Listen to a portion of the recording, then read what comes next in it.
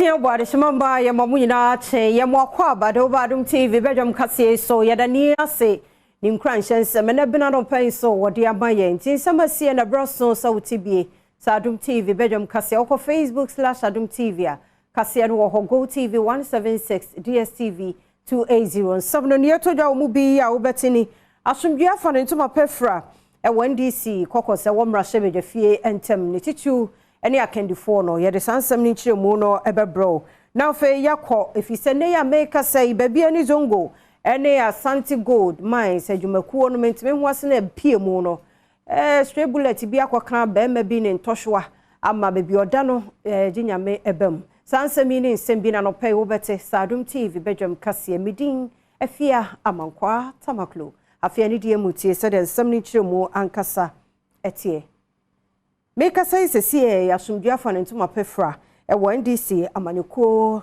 ne fa wo mrahye bedwafie mu ni nyina ne se akendifo anase party na Council of Elders National Executive Committee na penifo wormo hie mu ene wo modi nkomo adadafo ne afoforofo ayapa won se woni NDC ene wo mrahye bedwafie mu e wom second minority leader Haruna Idrisu ne chief whip Mohammed Muntaka Mubarak na wo mu ni hode nenso asomdua fa ne ntoma pefra Adom TV kase etwaso.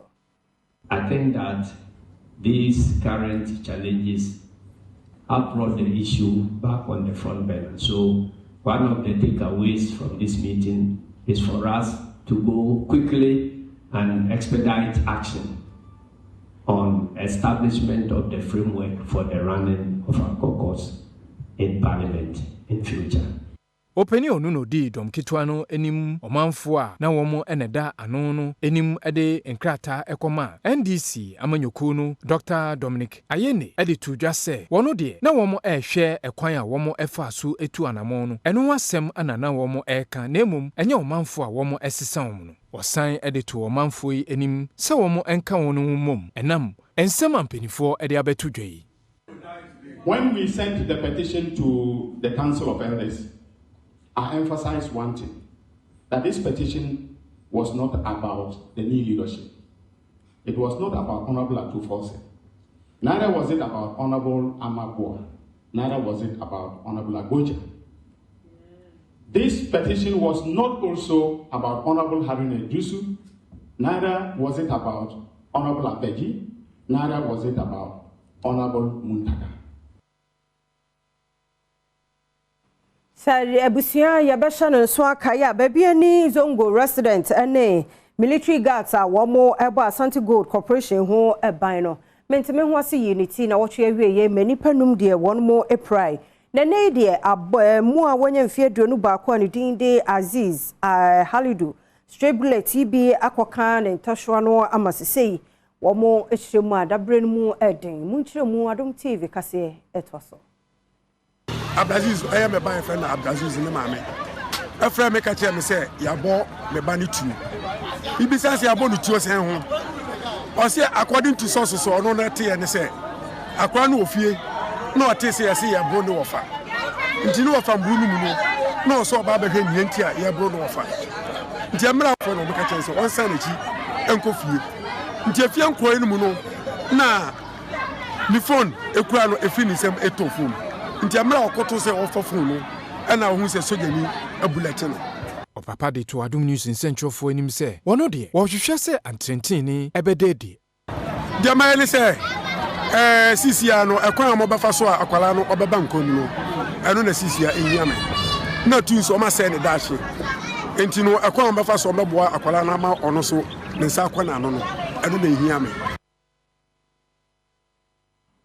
Meka sase kusasi ne mamprosifo wo boko womo so achre de ekoso ewo boko no womo nim edefa ho bra Upper East Regional Security Council no ehia yeso womo hwa mayie atoye womo susu se kwan ade kro potin de boko nsensem na ba no penifo nkam raso bedwafo wo ho ka ho minister ka ho chese penifo no animade no nanso womo nka nti nhyiamudi ekoso na sa mabunu ku ekohodo a also the one how ekotu Adom TV edebe.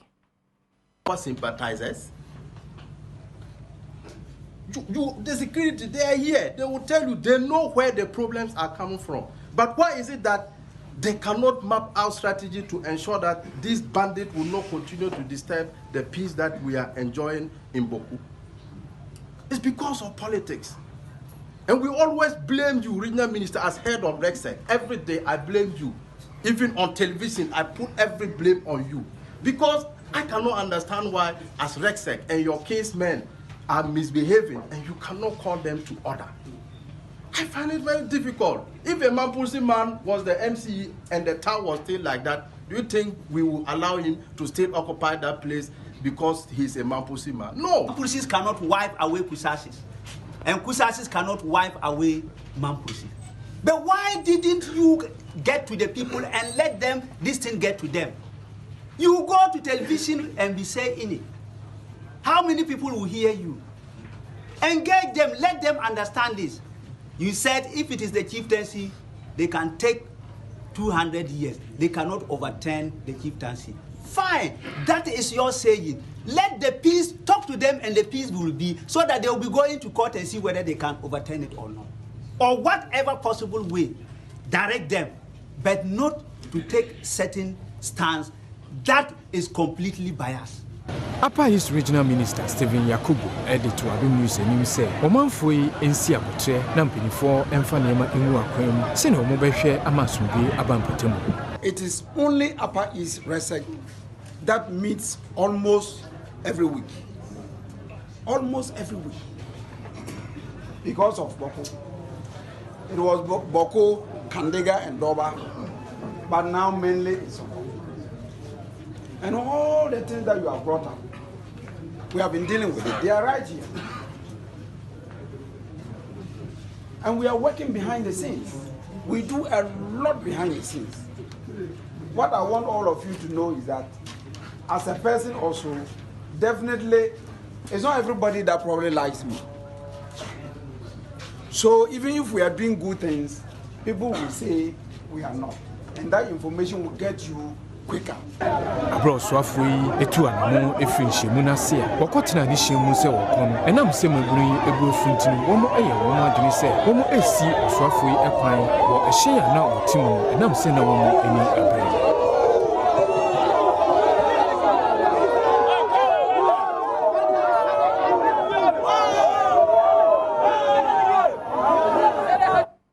Mpanimfoɔ titiriw ya kane aban mpanimfoɔ ana mampani adadafo ene security mpanimfoɔ nimdefoɔ wɔmo ɛwɔ West Africa sub-region ne wɔn mo ahyia dwendwen di nkɔmɔ ɛfa enipa bonfoɔ bɔ wɔn tirim podi awo no ne ade kwan ye bɛfa so na bibre mu atɔyɛ famu no ye betimi abɔ nipa ne agapade ho ban fi nipa saa nipa bonfoɔ no ensem ɔma kyekye ne ba ahodoɔ bi aguna kwan so ɔmo susu sɛ eye adwuma betimi aboa ama hyeahye bambo mu no apejade mu Adom kase etwaso.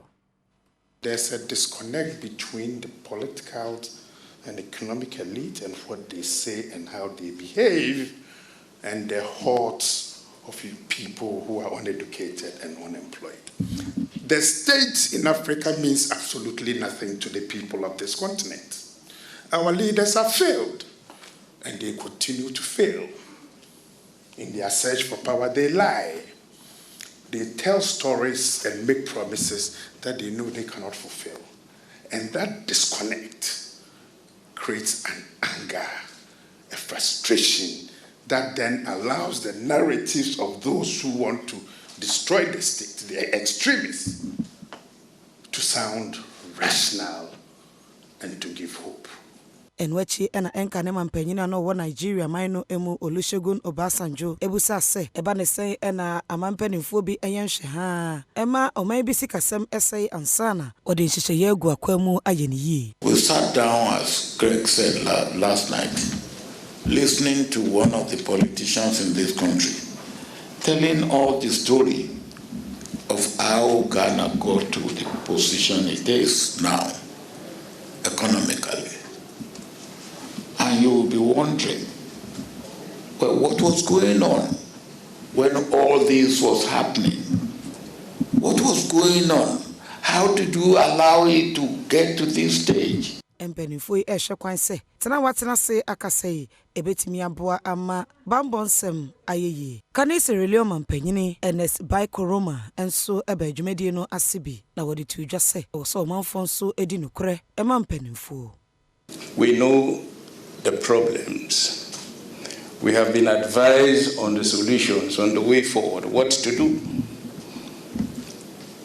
with our population, our youthful population, what to do with the potential we have in mineral resources, in energy. And yet, these are the problems that we have addressed and we are addressing today. Nyamepe ene di awafo ehofo fie kente sadia ane nka won ato na nanom nsia do meka say ye de woma call Kasoa District Police Command nyina ne say awafo yi emienu na bo won timu po e call say mobile phone shop kwa akowia won won sika nom ne ade na we de wo tricks na anya dwuma na ye show wo mu nyamepe ko mu ku wo mu a Adom TV etwaso